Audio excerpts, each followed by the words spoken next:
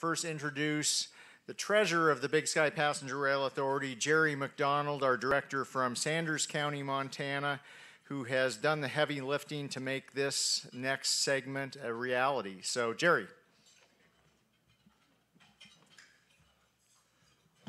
Good afternoon.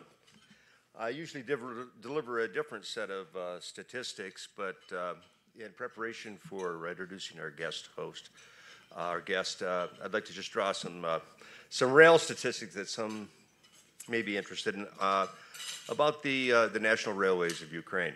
The main track of the national railways of Ukraine is about 20,000, maybe 22,000 kilometers by now. That's about 12,000 miles. About 5,800 of that's electric. Number of railway stations that they have is about 1,500. Number of freight cars, 85,000. Number of passenger cars, 4,000. Number of locomotives, 2,000, of which about 400 are diesel. Average number of employees is about 260,000. Passengers carried, and these are 2020 figures, are about 150 million. Current 2020 cargo transportation is about 312 million tons. And a little bit more of a current update, despite the 2022 Russian invasion of Ukraine, the Ukrainian Railways continues operating and is evacuating and rescuing millions of people from cities in Ukraine toward Europe. The rail links between Ukraine and Russia have been disabled by the armed forces of Ukraine to prevent their use by the Russians, but the railways have continued operating within Ukraine and between Ukraine and Poland, Hungary, and Slovakia. Long abandoned cross-border link with Poland was quickly reconstructed, and others, which have been used only for freight, have been quickly opened for passenger use. That's all within the past few months. The rail service has evacuated over 2 million people from Ukraine on special evacuation trains. This was in the outbreak of hostilities in late February and early March, 2 million people. And after some Black Sea ports became unavailable for grain export, rail has become an export route to Europe through several rail sections, north and south, which have been modified for the purpose. This is a testament to the durability of rail, the dedication of Ukrainian railway workers, and the tenacity of railway workers worldwide. And with that, let's give a warm Northwest United States welcome to Mr. Alexander Kamyshin.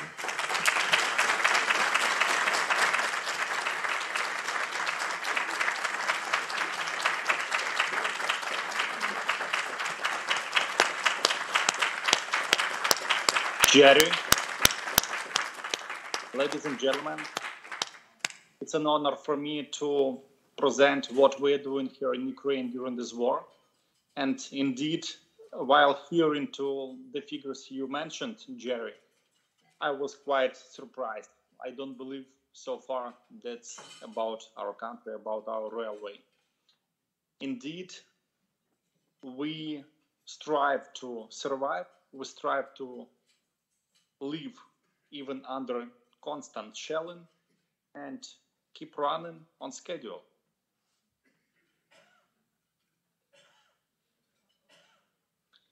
Could you please help me to jump to the presentation, please?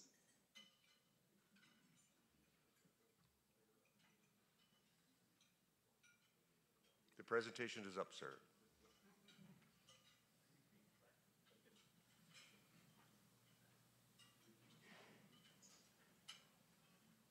The presentation is on. I see Yes. just white screen. There you go. It's on the opening screen, sir. Fine. So we would like to tell you how it is in real life to be brave like Ukraine and to be iron like Ukrainian railways. Next slide, please. From the first day of the war, they constantly shell railway infrastructure, starting from tracks, following rolling stock, and following people, So far, we are under constant fire, and we found a way how to live with it. Meanwhile, the highest price we pay is 221 killed and 368 injured railwaymen. That's the highest price we pay for this war. I don't mention thousands of shellings of railway infrastructure. I don't mention dozens of broken bridges and hundreds of rolling stock items shelled by Russians. Next slide, please. Meanwhile, they'll shell us. Next slide, please. Next slide. We find a way to repair, and we do it daily. Usually, shelled railway track takes us from 2 to 4 hours to repair it, not more. They constantly shell the catenary, we constantly repair it, and we don't count those cases. Daily, they usually shell up to 10 stations, and meanwhile, we find a way how to repair. And next slide, please.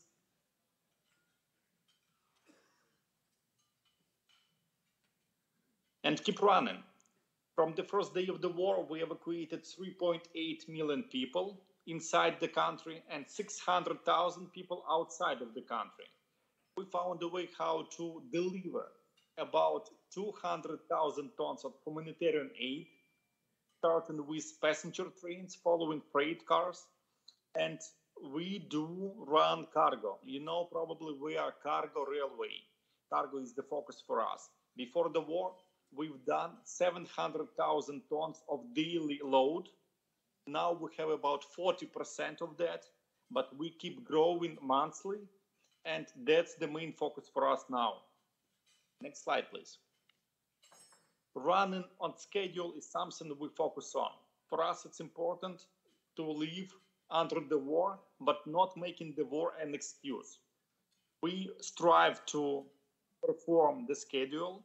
We strive to be on time. We strive to deliver. We strive to deliver the highest level of service to all of our customers, not making a war an excuse for us. Next slide, please. And furthermore, and the next one, we built this year more than ever we done during the independence of Ukraine. 2 days ago, we commissioned 22 kilometers of new track connecting Ukraine with Moldova. Later this week, we commissioned another 19 kilometers of new track connecting us with Romania. And later this September, we commissioned another 8 kilometers of new track connecting us with Poland. That's how we try to establish better connectivity with neighbor countries, Moldova, Romania, and Poland, key countries where we exchange the cargo, where we deliver more cargo to Europe. Before the war, we done 50 to 60 million tons of grain export per year. Now we do a fraction of that, like 1/3, one fourth of that. But we try to help our farmers deliver more grain on the world market. And that's where the railway plays a key role. And construction of new railway tracks, of new terminals, is one of the key priorities for us, even during the war. That's how this war made us really fast, really flexible, really brave, and really iron. Thank you.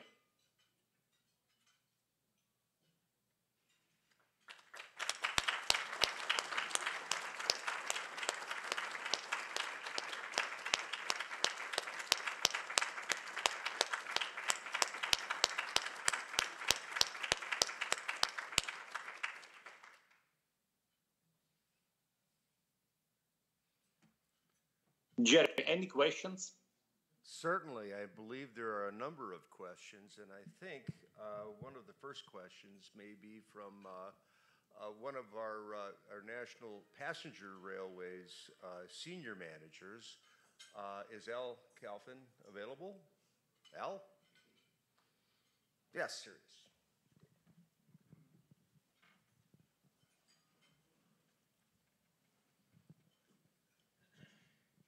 he is. Mr. Kamyshin, hi, this is Alex Calvin with Amtrak.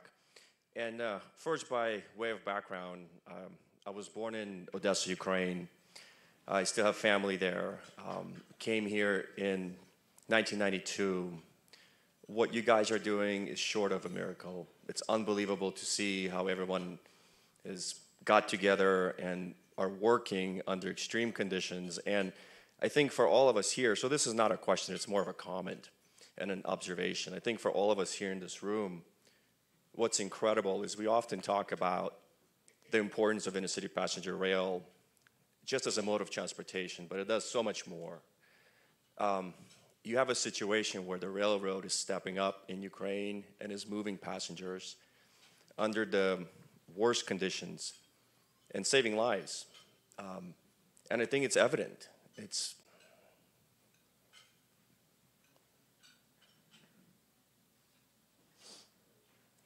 Sorry. Al, you could be sure that your beloved ones in Odessa, if they still stay there, would travel, would be evacuated at any moment they decide to west of Ukraine, to neighbor countries. We really never stopped passenger transportation with Odessa at any single day. For us, it's important to let all people who would like to leave their cities do it whenever they decide it. Thanks for your words. It's really important to hear that from me. Absolutely. And I think for all of us here, just understanding the impact that rail has, not just, oh, it would be nice to get on the train between point A and point B and feel comfortable, but also when an emergency happens and the roads are blocked, the weather is terrible, or you're getting bombed, it becomes your lifeline. So I think as we all talk about what rail means, we ought to think about the folks in Ukraine, and we ought to think about what the railroad has provided to them. And I hope that you continue to do your amazing work. And I hope that you understand that we all think of you every day and every night. I know I do. So thank you for everything you do. You guys are doing incredible work. Thank you.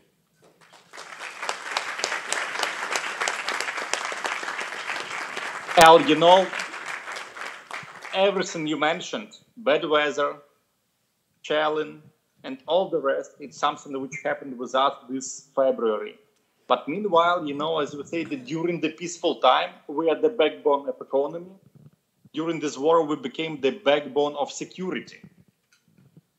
And that's why, trust me, we will do whatever we have to do until the last day. I think we have another question from, Karen. Yep. Thank you. Good morning, sir. Good evening. My name is Karen Headland. I am a member of the Federal Surface Transportation Board, and we have the privilege of regulating the economic affairs of railroads in the United States.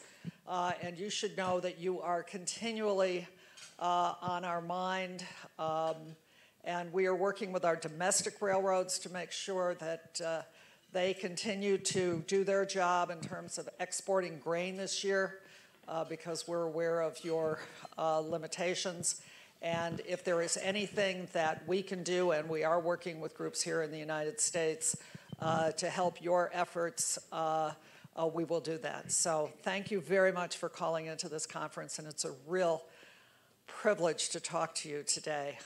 I also have 2 children whose great-grandparents came from Sheptikovka. So thank you. Karen, thanks for your work. Indeed, for me, it's less important who is against us. Meanwhile, I know that great people like all of you, at least in mind, are with us.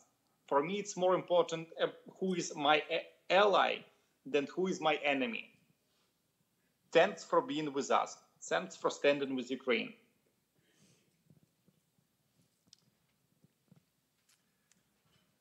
Do we have time for a few more questions? Would you like to take a few more questions, Al? Jerry, I'm your disposal, sure. Terrific. Well, if there isn't anybody from the audience for the moment, I'll fill the gap here. Sir, what can we do? What can I do to help? Jerry, your government knows what they can do, and all of you knows what your government can do. Meanwhile, standing with us, at least in your mind, is really important for us. Trust me. We are on the edge. We are fighting with those Russians. And some people say that we fight not only for Ukraine, but maybe for Europe or maybe for democracy at all. But finally, it's really important for us to know that you are standing with us, at least in your minds. That's really important for us. Thank you. We have another question? Yes. There has been some amazing press coverage about everything that's been going on and your really titanic efforts on behalf of Ukraine. But for everybody's knowledge in the room, it was my understanding that you were proactively riding your own trains around your entire network throughout the duration of the conflict, going to somewhere new and undisclosed every day. And I'm just curious, are you in transit right now? Are you moving somewhere else safe? I know that's always undisclosed. I'm just curious if it's still this amazing effort where you're moving railroad headquarters every day. It costs much to move around all the time. I haven't seen my family for months or two already, and indeed we still keep running and we still keep moving on. You know that tomorrow we got Independence Day. You know that Russians are making emotions about this day.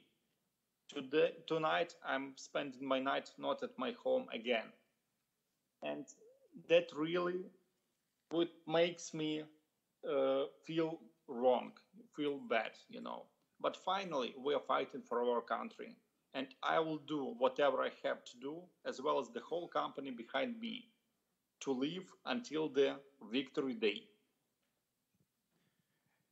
It's really inspiring. Thank you so much. Do we have another question over here? It's Vern Raincock. I helped co-found the Brew for Ukraine project. We have 800 breweries from as far away as Singapore that donated $100,000 to Ukraine relief. Just want to make sure that the brewing industry in North America, South America, as far away as Brazil, is there with you. We hope as things proceed, there's no war, we got peace.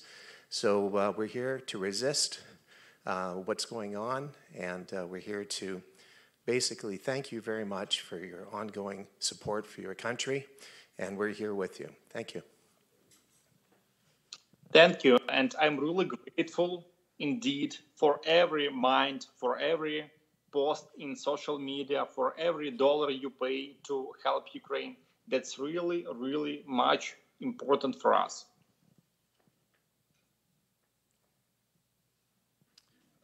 I have another question here, and it speaks to the engineering and planning of both expansion, conversion from freight to passenger, and repair of rail infrastructure. Can you speak for a moment to the challenges, those challenges that are inherent, even to just the simple construction of rail, and what your organization, your management organization, has done to overcome them? Jerry, what we've done in years before the war, we are doing in months now. We are really faster, we are really more flexible, we are really more ready to take a risk on and ready to move on. And so far, I wouldn't say that we got any difficulties or any problems. That's another task we have to find a solution for. And it makes Russians make us stronger, finally, Thank you. Are there any other questions from the audience? Jerry, I would be happy to join another conference you would have. Hope that by that moment we will have a victory day already, and would be happy to answer all the questions your colleagues have next time. Well, sir, I hope to be able to invite you personally to enjoy the wilds and familiarity I think you would have of Montana and the greater Northwest United States. And you are cordially invited to participate in any of our efforts, particularly these conferences. Thank you very much, sir. I know you have a busy day you have to be about. Have a nice evening, get some sleep, and slava Ukraine. Героям слава. Was happy to hear you. Have a good day, all of you. Thank you.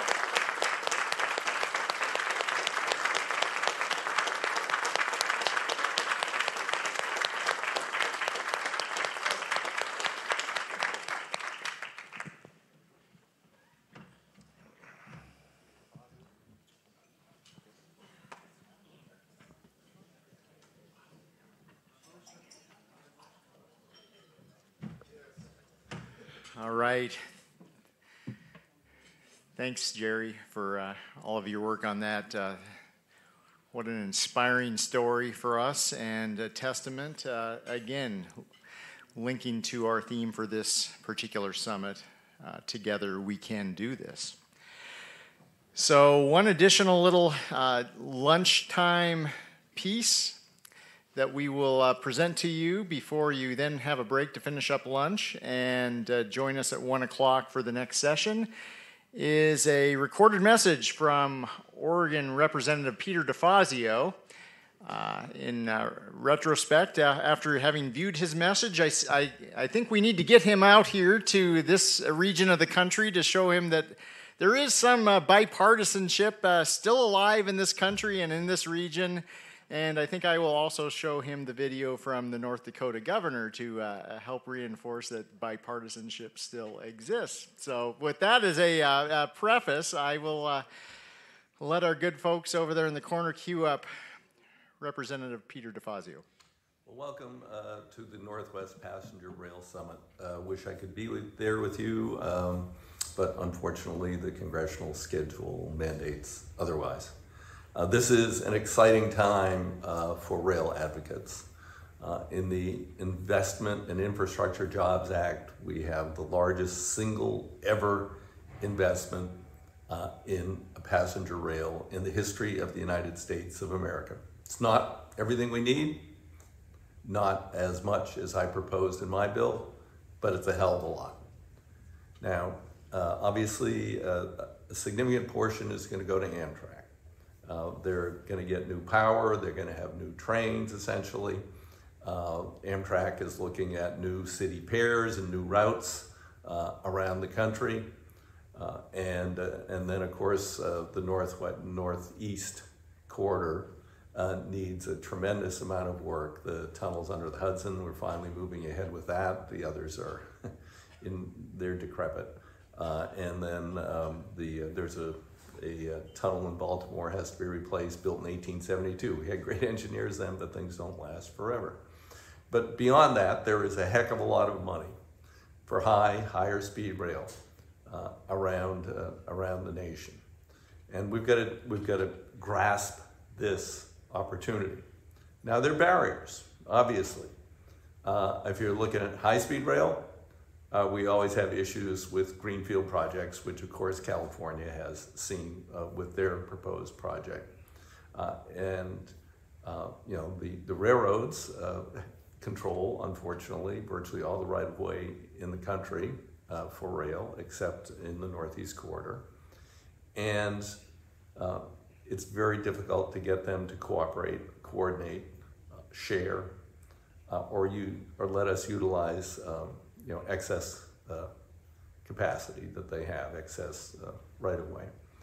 Virginia succeeded just a couple of years ago, and I think that's an interesting model to be looking at. It's not going to be high speed, but we're looking at higher speed rail on, you know, part of it will be dedicated, but they worked with CSX because CSX was willing to work with them because the bridge over the Potomac River was at 99% capacity for passenger, commuter, Amtrak, and freight.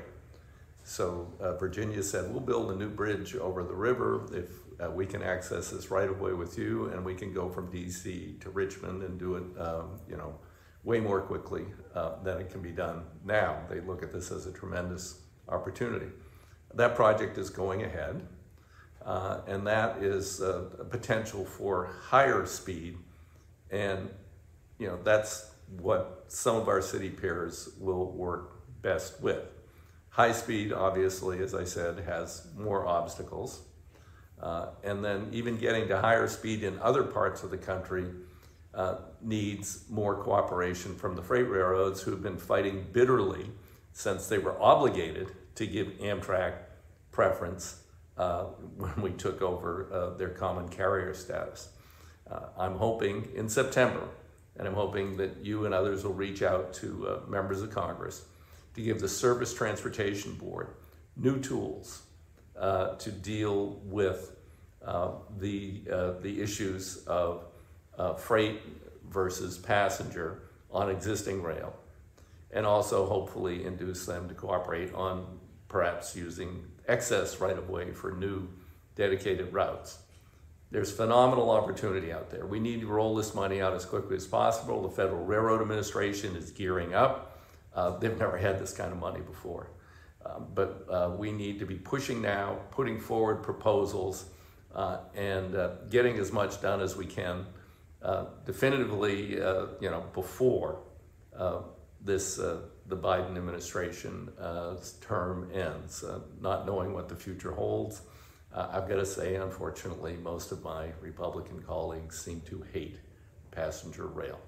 So good luck, have a great conference, be great advocates, and let's bring America into the 21st century with good passenger rail service.